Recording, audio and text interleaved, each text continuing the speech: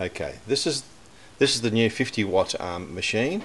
It's got also got a lockout switch on there, so the actual lid has to be down, otherwise the laser won't work.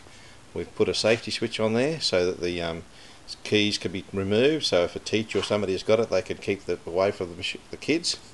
Okay, the laser tube is longer. It actually sticks out onto the end there, because this is now a 50 watt machine.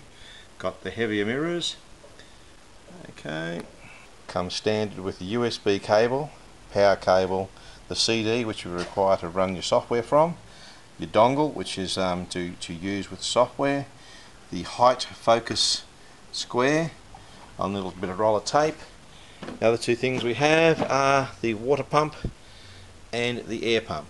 These have already had the two fittings attached to them.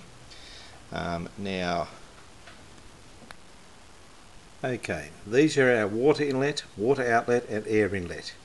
The air inlet straightforward goes into the air pump. The two water ones go into the water pump. The water inlet will come from the top of the water pump, and then we're going back into our bucket. The water pump sits in the bucket. Our bucket is there, full of water.